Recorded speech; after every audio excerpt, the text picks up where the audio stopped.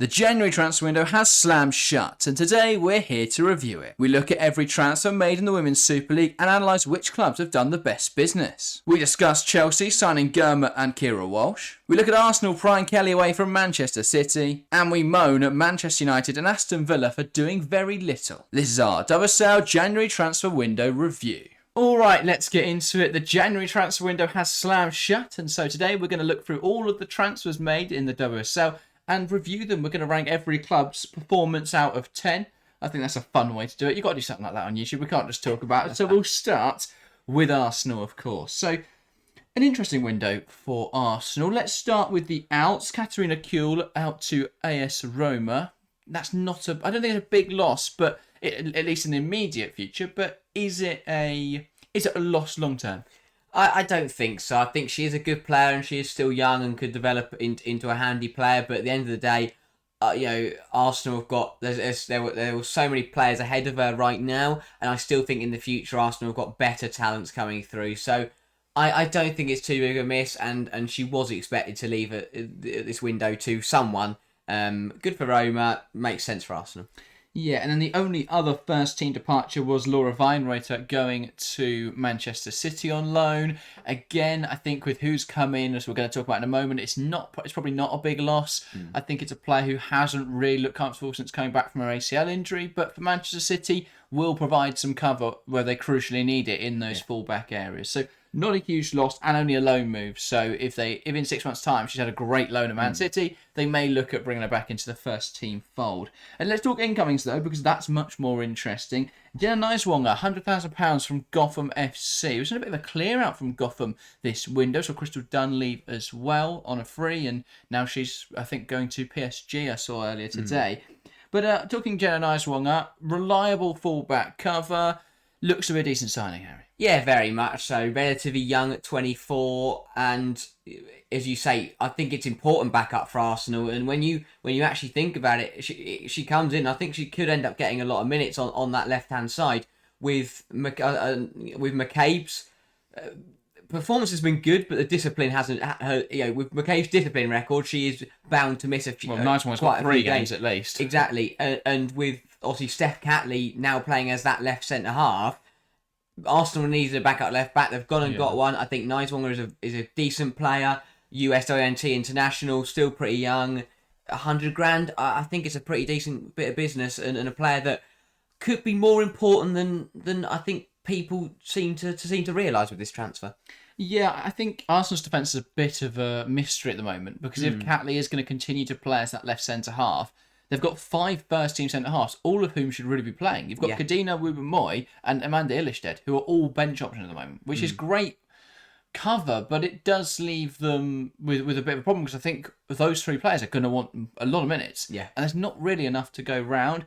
It also means that obviously they've only got McCabe and now Niswonger at left back. They've only got Emily Fox at right back. I know Niswonger can play both fullbacks. McCabe could do a job at right back as well, but it does leave them a little bit light at right back and seemingly overstacked at left centre half at the moment. But I think overall, Jenna Niswonger, a really nice signing. I think £100,000 is a decent fee to pay for a 24-year-old USWNT international.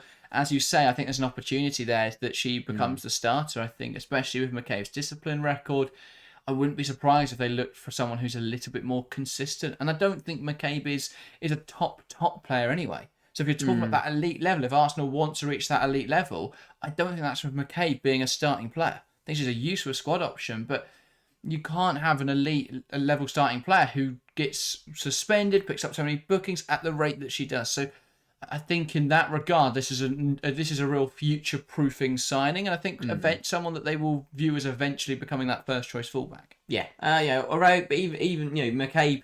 Well, before the Chelsea game, I think McCabe had a pretty decent season in terms of both performances, and she'd done very well to avoid going in the book as often. But they need rotation. You can't expect to fight 4 competitions and only have 1 left back. Yeah, completely agree. And then the other signing in on loan, Chloe Kelly, a little deadline day, last minute addition to this Arsenal squad.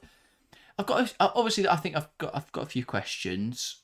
If it depends what version of Kelly they get. If they get the best version of Chloe Kelly from a couple of years ago when she scored that winning goal in the Euros. That version of Kelly was fairly unstoppable.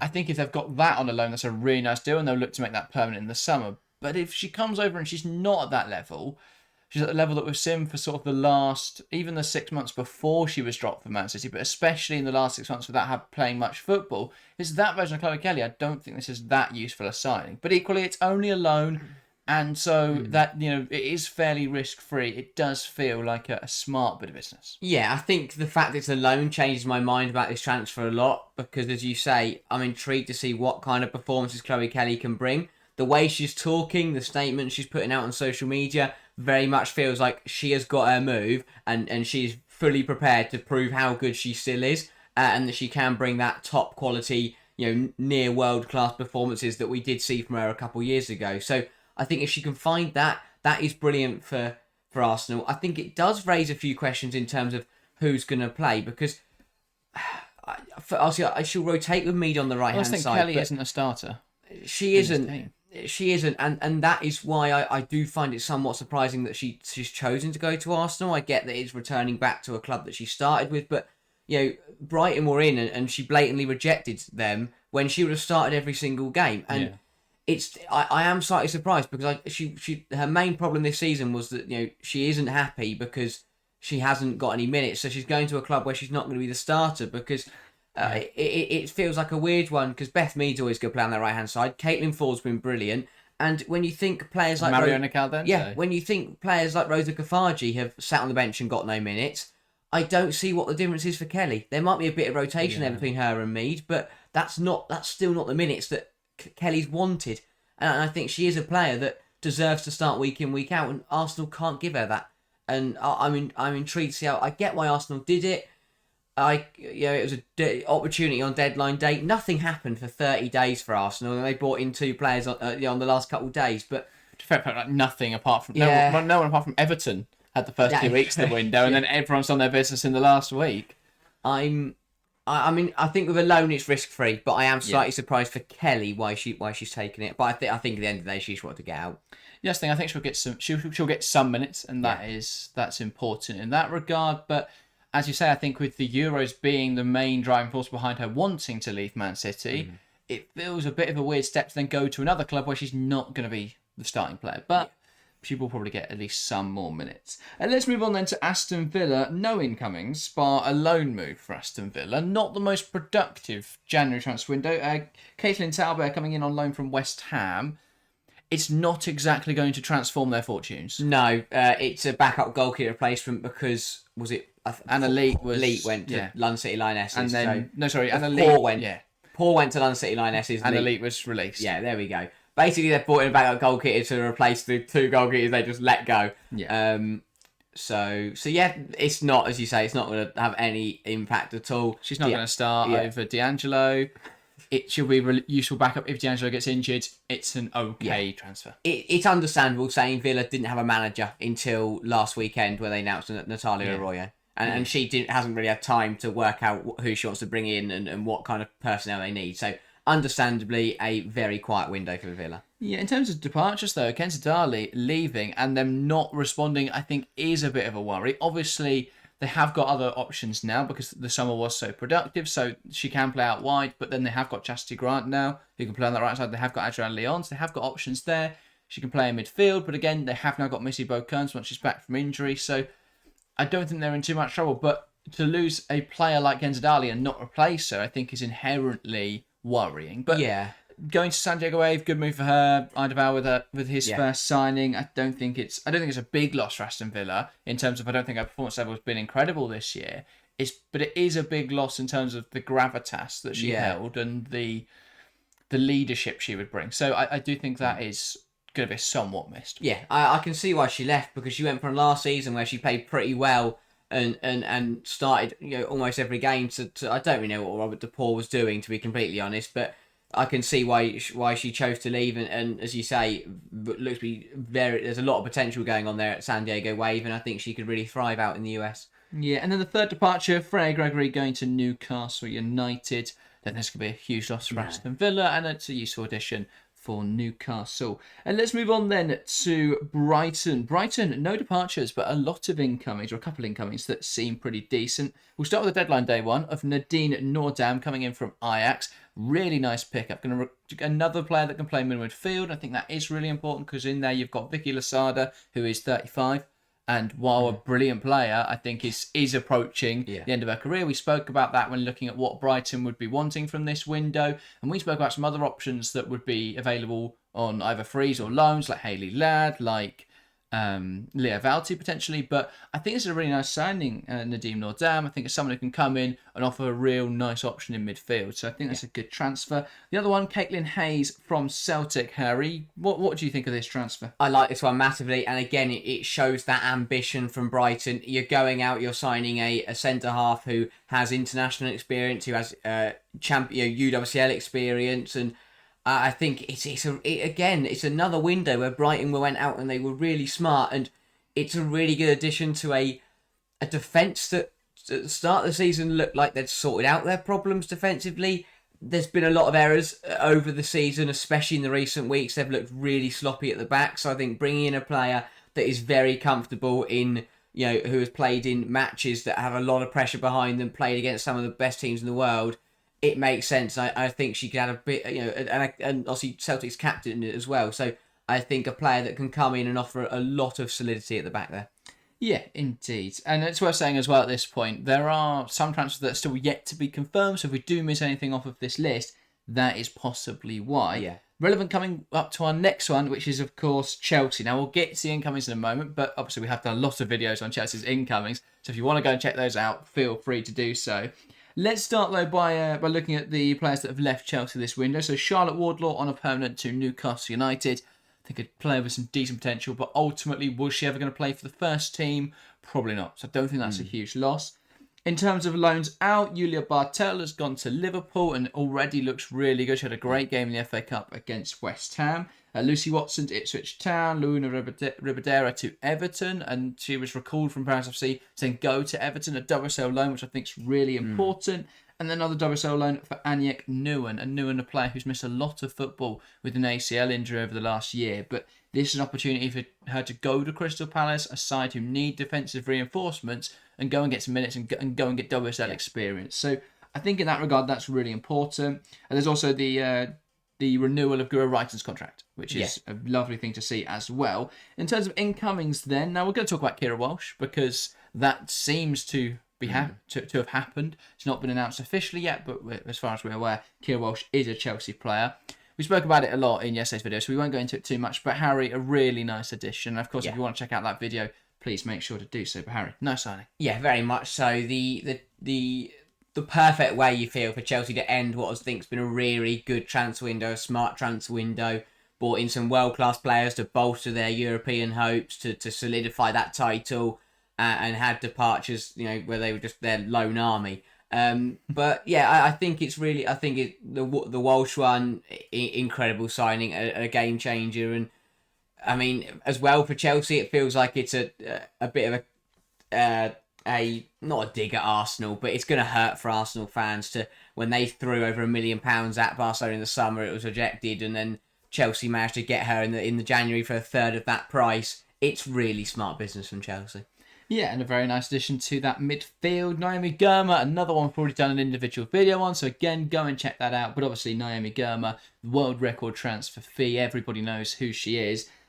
One of the best defenders in the world right now, if not the best defender in the world. At what at 1.1 million feels like a bargain. Yeah, $1.1 million, £890,000. So yeah, fantastic bit of business from Chelsea, bringing in one of the world's best. It's how they can compete for UWSL titles, is bringing in players of that calibre. So really nice signing. The other one coming in from AZ Alkmaar is the young goalkeeper Femke Leifting, as Chelsea look to build the entire Dutch young national team. Obviously with Vika Kaptein already starting, Villa Berman coming in the summer, and now Femke Leifting as well. So yeah, some really nice business from Chelsea this window. I've forgotten that we were going to rate these, by the way. We've just been talking. Shall we rattle through them now? Or shall we do it at the end? Do it at the end. Great idea. But yes, Chelsea, really nice window. We're great at this whole YouTube thing. Let's get on to Crystal Palace then. Crystal Palace, no one left, but a lot of players have come in the door. So We'll start with the loanees. Lily Woodham coming in from the Seattle Reign and Aniek Nguyen coming in from Chelsea. Both players that can provide some real quality, but also some reliable cover, I think. Yeah, very much so. I think that what Crystal Palace have struggled a lot with this season is that first 11 isn't too bad, and they play decently for 60, 70 minutes, but towards the end of the games, they just fall apart. In this window, they've brought in players that could add to that rotation, bring decent legs in there, and I think like with Nguyen, for example, you can obviously I'd expect it to start from the off, but it's more numbers in defence, which means that when you are holding on for a point, when they're defending really deep, they can bring on extra defenders, they can replace defenders just to stop those tired legs, costing them points. Because this season, they've conceded a ridiculous number of goals in the last 20, 30 minutes of matches. Bringing in more players, just add a bit more rotation in there, and hopefully it will mean they can maintain their level of performance across 90 minutes, and then they start to pick up more points. Yeah, and then some signings, some permanent signings. Clarissa Larissy, I think a really nice addition from BK Herken, a proven goal scorer, someone who will come in and provide a huge threat in that final third. I think with her and with Katie Stengel, I think you've got a really nice rotation there of strikers. So that's a really nice addition. Ria Erling, another one coming in from FC Rosengard. She can play in middle midfield. She can also cover either flank or the slightly more defensive midfield role. So again, a really versatile player, and that's really important when you've got a side which is not the biggest squad in the WSL or the one with the most quality. So I think bringing in Ria Erling, really nice addition from Rosengard. And then the other one, Alison Swaby, Harry, from AC Milan. Another really, really good signing. I think that Crystal Palace, they need a big window. They're currently sat bottom of the WSL, and they've gone out and got one. They've reinforced at the back with the likes of Swaby and New, and they've reinforced in the front line with the likes of Larissy. They've done very, very well. They've gone out and it's one of those where when you are bottom of the table, where you are the side that needs points, they now 4 points adrift. It's not like, oh, we need this player and this player. It's just we need players. Go get us players who can score goals. Go get us players who can reinforce our defensive line. A lot of quality they've brought in. Yeah, and that's exactly what they needed. They needed a big window. They understand the position they're in, and I think it's very promising for Palace fans that they've gone out. They've gone and spent a little bit of money. They've gone out and find some really good deals, and potentially could be what they need to stay in the league. Indeed. Let's go over to Everton next then. Now, Everton really were the talk of the transfer window for the first few weeks, but I think now that other clubs have made their signings, it does make Everton's business seem a little less. I think also people have forgotten what Everton have done because those players are already part of the squad now. So let's recap it all. So in terms of loanees incoming, Martina Fernandez came in from Barcelona. She's already settled quite nicely, looks at home in that back line. Emma Watson yet to really get an opportunity. She's come in on loan from Manchester United, but has had a few bench appearances. Same really for Luna Ribadera in on loan from Chelsea. We've seen her come off the bench for the last 20 minutes in a couple of games. So yeah, I think a player who will be getting those rotational minutes, but that could be really important. And I think if she can prove herself in those minutes, she'll then start starting over Katja Snoys. And it's more minutes than she would have got at Chelsea. In terms of departures, Izzy Hobson has gone out on loan to Sheffield United as a result of Martina Fernandez coming in. And Emma Bissell has gone to Charlton. Not a player I think they'll miss too much. No. Someone who just hasn't really had much of a standout career so far and hasn't really performed well for Everton this season. In terms of incomings, though, big signings. Kelly Gargo was announced before we even got to January, coming in from FC Nantes. We've not really seen much from her yet, but it looks to be a handy addition. Very much so, and I think it was a big goal for her in the FA Cup in the midweek against Tottenham. That was much needed. And hopefully she can now take some really good, get a run of form going. But yeah, a decent addition. I think Everton badly needed a striker. They needed a striker so badly that they had to please the fans by announcing her before that she'd even joined the club. So I think that was good. She looks to be a very tidy player, very strong. And as I said, she's got her first Everton goal now. Maybe if she can start to put up some numbers in the league, then Everton can start to climb the table, and Gargo can get hopefully find a few goals in this second half of the season. Yeah, indeed. And the other addition, Hayley Ladd from Manchester United, someone with a lot of WSL experience. I think someone who can come in off a really nice, reliable cover. She's got a lot of starting minutes already now for Everton. which is a lot more than the 12 minutes she got for Manchester United in the first half of the season. So she's benefiting, playing a lot more minutes, especially with the Euros coming up. And obviously Everton have added a player of real quality to that midfield. Let's move on then to Leicester City. And it was a busy-ish window. In terms of the magnitude of players leaving and coming in. Lisa Kopp going to Tottenham. It was a weird one because Leicester had 2 starting quality goalkeepers, and it always felt inevitable that one of them would leave. But are you surprised it's Kopp? Because there was rumours, obviously you need a Leipzig to Manchester United last summer, you need a Leipzig to Wolfsburg this coming summer. Are you surprised it's Kopp that's gone and that Leicester have managed to hold on to Leipzig? I think Leicester have done very, very well to hold on to Leipzig, and obviously she has been the starter. So in terms of minutes, you'd have expected Kopp to be the one that was going to leave. The problem had to go up. Is a confusing one. The problem it does create as well is that if Wolfsburg are still hoping to bring in Leipzig, then Leicester, I know obviously they went and got a replacement for Kopp as soon as Kopp left for Tottenham, but it then leaves you, that means you lost both of them. Because if Wolfsburg say, you need a Leipzig, Leicester aren't going to say no, let's be honest. But yeah, I think I can understand why Lisa Kopp wanted to leave, go get starting minutes at Tottenham, makes sense, and they've brought in another backup goalkeeper, so I don't think they're going to miss her too much. Yeah, and we'll speak on that backup goalkeeper then. Olivia Clark coming in from FC Twente. A nice rotation option, as you say, does the job. Not going to be tearing up trees, but it does provide reliable cover for Janina Leipzig. Then the big sign they made on deadline day, and this is a name that I'm sure we're going to butcher a few times, but eventually we'll get there. Holin Eriksdottir. I'm hoping we've nailed that first time, but a really exciting signing coming from Kristen Stads. So she plays on the left wing. She could also play on the right wing. A really nice attacking option, and Leicester desperately needed attackers. Yeah.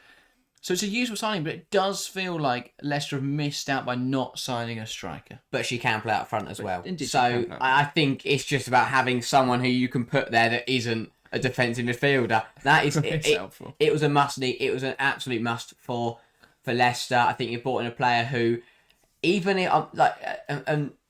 because they've had Takarada and Mace playing up front, and I think O'Brien played there at the weekend or something. But I think what it does is by bringing in a player that can actually play up front, even if she doesn't come in and score loads of goals, it just facilitates the other players better because it means that she's used to that position. I think once you've got players who can bring Goodwin into the game, bring Mamiki into the game, you can start to... The numbers will increase. Obviously, without her, they still managed to score a double against Liverpool last weekend. Things are looking up for Leicester, and it was a decent window, and I think bringing in forward options was an absolute must. Yeah, definitely. So the other one is Emilia Pelgander. Pelgander has gone out on loan to FC Rosengard. Not someone I think they'll miss too much. She played a few minutes in the start of the season, but hasn't really featured recently, so I don't think that'll be a huge loss. And let's go Liverpool then. Now, Liverpool's page looks very blank. No incomings, no outgoings in terms of permanence. However, there are a couple loan deals. Even Harry was foxed by my wording there. But there are 2 loanees. Sam Kerr coming in from Bayern Munich and Julia Bartel coming in from Chelsea. 2 players who can play middle midfield. Is it enough for Liverpool? Great signings in their own right, but is it enough for Liverpool? It's an interesting one because they needed players across the pitch, and they've had huge problems with obviously injuries and all of that. And I understand they need to bring legs into midfield. My only thing is that Herbinger was the first player back from injury. I know Parry's back as well and stuff, but in a position where I think they had decent midfielders and Herbinger's now back, to bring in Kerr and Bartel is slightly surprising for me because you can't... Because realistically, Fuka Nagano's nailed on. But then you can't start all 4 of Nagano, Bartel, Kerr and Herbinger. And Holland. So it's very good rotation, but I'm intrigued to see how it goes. I think Kerr obviously has looked very, very good for I think watching her, she looked pretty sharp, scored against West Ham. Yeah, Bartel looked really good. Bartel also looked in the Cup. That was a great... Basically, overall, that FA Cup game was absolutely brilliant for Liverpool. But yeah, they've looked better. I know they lost to Leicester in the WSL, but they did start with a win against Brighton. They probably shouldn't have lost that Leicester game. Big win in the FA Cup. It's starting to come together. I think they're 2 loanees as well who add a lot of quality to that midfield. And that rotation as well, again, similar to what I said about, not in terms of parallels to Crystal Palace, but that first 11 for Liverpool this season has been pretty decent. It's when they've got to the latter stage of the games, when they've brought on subs, they haven't really had enough from the bench. But 2 loanees that improve their depth and improve their quality massively. Yeah, definitely. But they are still left with 1 left wing back, 1 right wing back, no real backup for Roman Haug. It still feels like there are some huge problems. Only 2 senior goalkeepers, only 3-4 senior centre backs. I mean, obviously Hannah Wilcox can play there, but it does just feel like they've not done enough this window, Liverpool, if they wanted to seriously compete for top half. Let's move on, though, to Manchester City now. Man City's incomings door, outcomes door, however you enter the Man City complex, has been a revolving door this transfer window, because everyone is coming in and out. Poppy Pritchard has come in and back out again. And she came back from loan at Crystal Palace to go back out to Newcastle. Everyone admitting there the Palace loan just didn't work out. That was one of the only... No, they had a couple of load departures, actually, because Chloe Kelly went on loan to Arsenal. We've already spoken about that. Sour situation, sour note to end on, and she's never played for Manchester City again. No. But a really weird transfer saga that has been. Sally McIver's got the Washington Spirit. I don't think that's a huge loss for Manchester City. But it does leave them a little bit light in third choice goalkeeper, but equally they've got Yamashita, they've got Keating. That's not really a problem position. Alana Cady's gone to Angel City, which once Rebecca Knack had come in, who we're going to speak about in a moment, that was always sort of expected to happen. And I think a player we saw from when she did play in the WSL this season was probably not at the level Manchester City needed her to be at. And let's talk incomings then. Laura Weinreuter, we spoke a little bit about her leaving Arsenal. What about her joining City? I think it's an interesting one, I'll be completely honest. I think she offers good backup, which is what City need. A bit of rotation, which I think has always been City's biggest problem, is rotating that first 11. Do I think that she's Manchester City quality? Probably not. I don't think she's Arsenal quality either. I think it's a bizarre one for me. I get that, but it makes sense. It's a backup for 6 months. If she does really well, then you look at bringing her in on permanent. If she doesn't, then 6 months she goes back to Arsenal and you forget it ever happened. But I understand. It makes sense for City. On deadline day, they realised they needed to bring in some fullback cover and they've gone and done that. Well, I don't really understand it. With Lazelle back from injury now and with Cody Thomas, I think that would have sufficed. That is the other thing. I think, I think it's more of a sort of, they wanted something from the Kelly deal, but have they really gained from this exchange? Probably not. That, it feels like they're doing Arsenal a favour by letting them have Chloe Kelly, and then they're also doing Arsenal a favour by taking Laura Weinreuter and playing her. So I think in that regard, it's a bit of a weird one. I guess you could look at it as, Arsenal doing City a favour by taking Chloe Kelly on, a player who City aren't using, but I don't know, it just feels like a really weird one for me. Let's talk, though, permanent incomings, because they have made some decent signings this window. Rebecca Knack already has a knack for scoring goals, Harry, a decent addition. Yeah, very much so. I think a centre-half that is very strong, very physical, very dangerous in the air, as you say, already got a goal from a corner to her name. Does lack a little bit in terms of pace, but that is made up by the fact that she's got Alexandri covering her. A big presence, I think a centre-half who, once she's more comfortable in the league, she will get stronger and stronger. But from minute one, she's been thrown in the deep end, having to start 90 minutes after 90 minutes. She's looked pretty decent. Yeah, and I think another player who already looks comfortable in the WSL. Yeah. I think someone who coming across from Rosengard. We've seen a lot of success from players from Rosengard, and it's been a bit of a mass exodus over there this window. But yeah, I think that already looks solid. I know there were moments in the United game where the defending was really poor. And to be fair, the same in the Aston Villa game, but I'd blame more of those on Leia Alexandri than I would Rebecca Knack. The whole team. Really fair, not great defending across the board. Moving on, though, Ayumu Ayama coming in as a Hasegawa backup at long last. Wow. But again, it feels like City are preparing to win the title in 5 years' time. It does. Not in the next few years.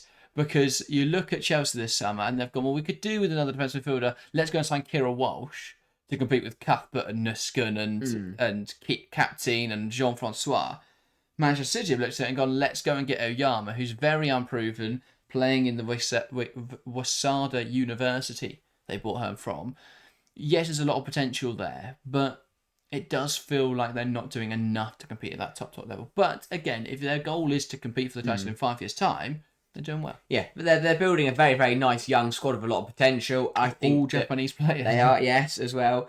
I think that it's massive. Someone can finally play instead of Yui Hasegawa. We saw for the first time in a very long time that they could sub off Hasegawa against Aston Villa and bring in an actual defensive midfielder. So credit to Man City. They've gone out and they've filled a position they've needed for years. And congratulations to Yui Hasegawa, who can finally get a rest every now and again. Maybe. Let's not go crazy just yet. But it does look like she may get 5 minutes off the pitch if she's lucky. Then on to the big star signing for Manchester City, Keira coming in from North Carolina Courage. Big contract, one of the highest wages in the WSL. Player who hasn't really shone since having that ACL injury, but it feels like the kind of punt City have to take. Yeah, very much so. They're a side that I think, obviously with Hemp and Sean, with Sean back and Hemp coming back soon, they will make a difference, but they're a side that need firepower other than those two players. Keira on her day is that player. There is a lot of expectation, as you say. It's a big contract. It's a player that hasn't really performed over the last year or so. Obviously, she came back from injury, looked pretty tidy at the Olympics, didn't look brilliant in the second half of the NWSL season, but on her day, a top player, and if she can contribute to the Man City numbers, that is crucial because they need someone else flying the flag other than Shaw and Hemp, and if Keira can come in and do that, it will look like a very, very good piece of business. Yeah, definitely. I think a signing that could go either way. Again, another signing we've done a video on. If you want to go check that out, it's going to be on the channel talking about Keira. And let's go on to Manchester United, as opposed to their rivals Man City, where it's been all action, both in and out. United have done very little. I mean, they were in the race for Chloe Kelly. They lost out to Arsenal. In terms of outgoings, Emma Watson, we've already spoken about going out on loan to Everton. And, of course, Hayley Ladd leaving for Everton on a permanent. The only incoming, young goalkeeper Kayla Rendell coming in from Southampton.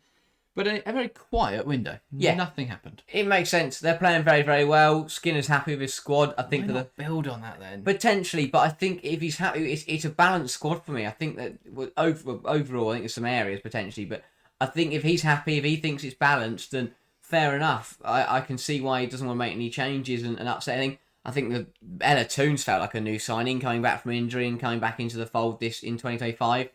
Apart from that, United, it was a quiet window, but sometimes January isn't meant to be exciting. I think this year was very, very different. But yeah, they didn't need any business being done. Fair enough. And Sir Jim Ratcliffe's not going to invest anything. Come on. Yeah, that's very true. I think defensive midfield though, they lost Hayley Ladd. They've now got one senior defensive midfielder, and she doesn't even play there. Yes. Now, obviously, I know Janssen and Miyazawa have looked good there, but it does speak volumes about the lack of cover they've got. The fact that now the only backup in that position is Simia Wujo. I think it does leave them quite light. You've also got to consider that their backup centre half is starting defensive midfield. So if it does feel like a player gets injured here, 5 have to move, but then that suddenly means you've got no cover anywhere else in the pitch. So yeah, I think it is a bit of a problem, but their starting 11's good. If their squad depth gets tested, I think they will come unstuck a bit. Yeah. But they are all right. I don't think Chloe Kelly would have added anything they don't have. I think probably a better player than Jay, but even then, Jay at least has shown to fit in at this United system. Can be a bit of an aggressor. Chloe Kelly hasn't played football for 6 months, so I think in that regard, United haven't missed out much there. It's just that they don't do anything all window. So very quiet time for United.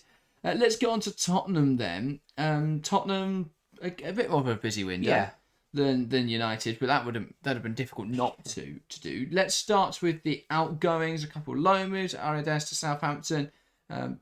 Important ones though. Shuang Wang has gone to Wuhan Chegu Jiangda WFC, which fair enough. Yeah, a player who hasn't played a lot for Tottenham this season at all, and I think that is a fine player to let leave. Yeah. Decent bit of money. Going to go and make some transfers, and they have got to make some transfers.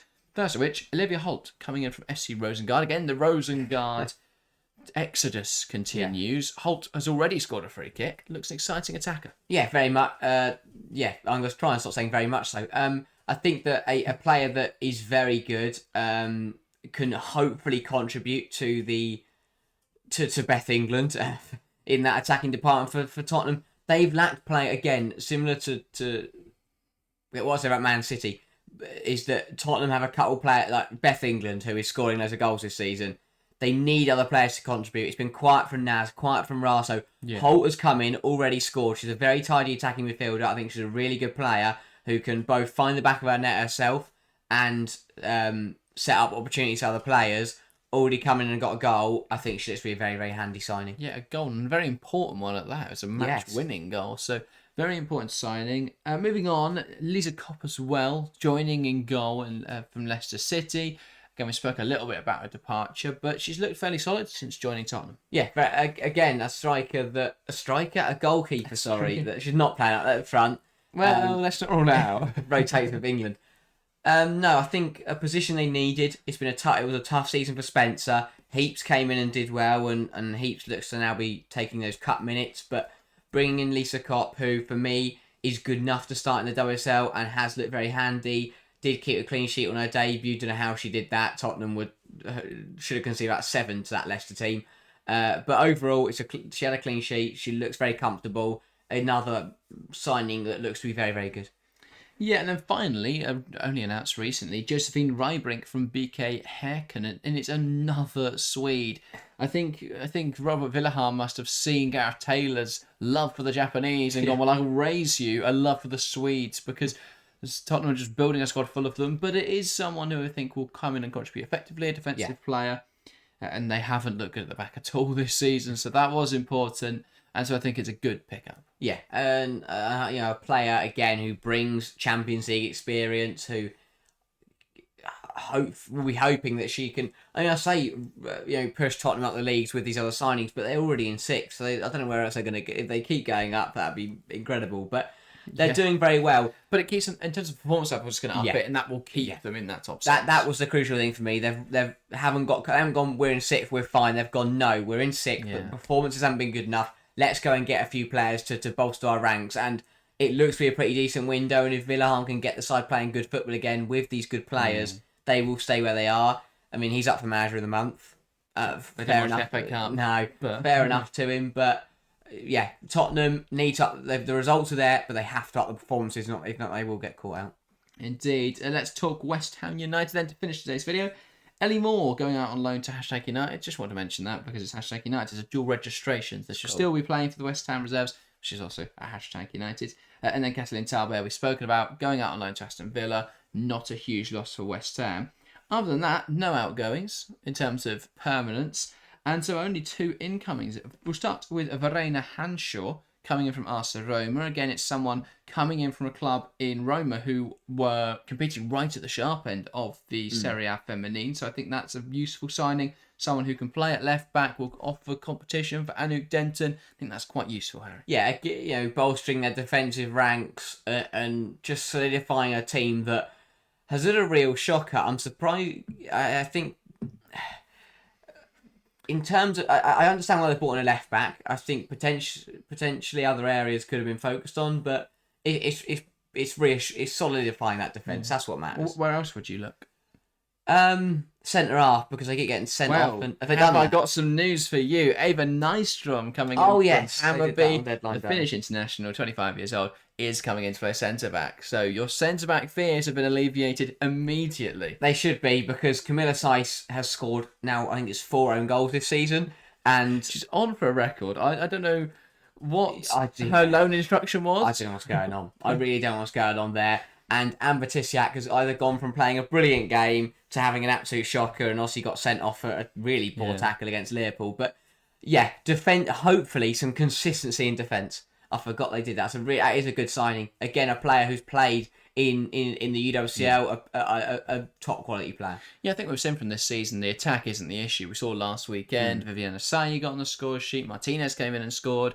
And so I think they're all right in that area. It's just defensively, but a really nice couple of additions with Verena Hanshaw and with Ava Nystrom. So it's a good window all in all for West Ham. Shall we rate them all then, Harry? Because we forgot to do that start. We almost forgot to do it now. Arsenal. Oh, B. Now, we're doing, I thought 1 to 10. 1 to 10, sorry. I thought we were doing the number. I thought we were doing letters. What? I want to say B. I'll go 7. Yeah, I'll say 6. Didn't really do much, but nice one was a nice addition. Aston Villa? I didn't really do anything. Nobody, apart from Kessler and Talbot. It should be NA. No, I'll go Really, yeah. 3. Loan some players out. That's about it. One. They didn't do anything. Yeah. Brighton. Brighton, I think they had a really decent window. They made some really top quality signings. I'll go an 8. Oh, I was going to go 8 as well, so I'll join you at an 8. Chelsea. Chelsea, you bought in one of the best centre halves in the world and one of the best defensive midfielders in the world. It has to be a 10. Is it a perfect window for Chelsea? What more could they done? Sign Bon Mati? Yes. That wasn't going to happen. Rodman. But against... 1.5 million on Trinity Rodman. 9.75. I'll go 9.5. But yeah, good window, obviously, for Chelsea. Crystal Palace. I think, again, in terms of who they are and where they are on the table, I think it's a 10. Because what more have they done? They've reinforced in every area. They've bought players that I think could probably play it for better clubs than Palace. I think it's a brilliant window. Yeah, I'll give a 9 for the culture. They could have signed Hayley Ladd like I told them to, but they didn't. So I'm just annoyed they ignored my 10 players. Good. 1 player every WSL club should sign video.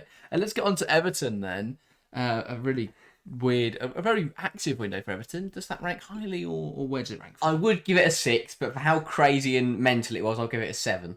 Yeah, I think they addressed every area they needed to, really. They brought in a striker, they brought in a defensive midfielder, they brought in a centre-back. Maybe a bit of a creative player would have been handy, but I guess they deemed that Emma Watson could do that. So I'm going to say an 8. I think they've addressed most of their concerns. Probably, missed out on, maybe the quality isn't right there, but they have made some good signings. Leicester City, it just depends, really. Do you think Eriksdottir is going to come in and set the world light? If she does, it's 10. Yeah, because they've done exactly what they needed to do. They've bought a striker. I'll go a 6. Yeah, I'm going to have to say that they've done what they need to do. Yeah, they traded a goalkeeper for a goalkeeper. They bought in a striker. It's an 8 or 9 for me. I'll say 8. We don't really know the level of Eriksdottir. Is she going to come in and perform? But I think overall she is a good attacking option, even if she isn't immediately world class. Liverpool didn't do anything apart from some loanees. Are those loanees enough to convince you, or did they not do enough? I think Sam Kerr and Bartel look very good. For the fact that they performed very well, I'll go for another 6. Yeah, I think they've got glaring issues that they've just overlooked. So I'm going to say a 3. I like Bartel. I like Sam Kerr. Well, they've not brought in enough. They needed some wing backs. They haven't got any, and they haven't done that. They need another striker up in. They could have easily found a suitor for Leanne Kiernan. They could have easily found a suitor. Has she? Scored against West Ham. And Carrie's back from injury. How's back. They're all back. The band are back. Yeah, well, I don't know. I'm being optimistic. No, I think they're a good backups team, again. But they don't have a bench. They really need a bench. They haven't signed that. They've got one. It's a sat on the floor. Indeed, they are. Man City, very busy. Probably upgraded. What do you think? I think it's pretty good that they do what just because they brought in a Hasegawa backup. It's a 9. Yeah, the problem for me is the level. When Chelsea are signing Naomi Girma and you are scrounging around the bargain bins. No, I think that's a good signing. I just don't. I think when you can compare that to Girma, when you compare Ayama to Walsh, City should be making those sorts of signings to try and compete with Chelsea, and they're not. They're probably not those exact players, but there are players they could have got that would have made a bigger difference. Yeah. Caroline's a really good signing, though, if she comes in at the right level. So I'll give it a 7, optimistically. If Caroline doesn't, it's a 5. If Fair enough. Scores no goal, it's a 4. Okay. So it could get really bad, but I think it's a 7. Right. Decent window. It just keeps going down. Yeah. Then on to Manchester United. They didn't do anything. For the sake of Keira Rendell, 1. Yep. It would be a 0 if she didn't sign. Well, I gave Aston Villa a 1. and they did less. Yeah. So I'll say 2. Okay, I'll go 1.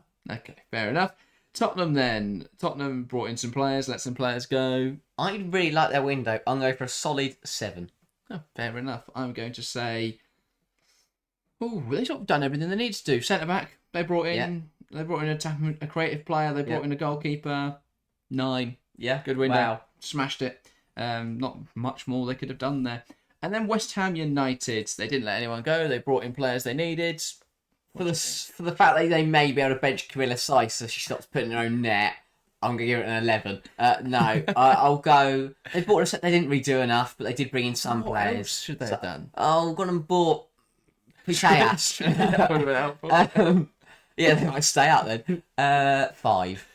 5. I'm going to go higher. I'll say an 8, just because they didn't sign Alexa Putellas. So could have always been better. Waste. Aspire to be more, West Ham. But overall, yeah, a very fun transfer window. We'll be back for more in the summer. Until then, though, we've actually got some games to play, so do join us this weekend. In fact, tomorrow, a triple header coming your way. And in fact, we'll be live for all 6 of the WSL games, live covering 3 of them, and we'll be live during the other 3 as well. So a big bumper day of WSL action where you can join us for all of it. So do join us in the morning for Manchester City versus Arsenal, a big WSL clash. Followed then by Chelsea, Aston Villa at 2:15 for 2:30 kickoff. And then we're going to take a little bit of a break to go and have a drink, and Harry's going to have a lie down. And then we're going to be back for Manchester United versus Tottenham in the evening. So a very exciting day of football coming up tomorrow. I really hope Chloe Kelly starts tomorrow. That would be incredible. She can't, because she is obviously tied. Oh, due why to have it they being done a that? loan move. Why? That's boring. But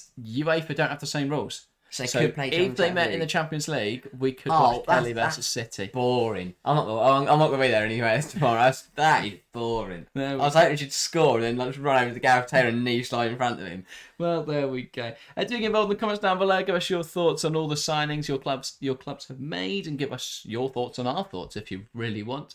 Make sure to hit subscribe as well if you're new to the channel, and there'll be another video on screen now for you to go and check out, talking about Keira Walsh joining Chelsea. So go and give that a click.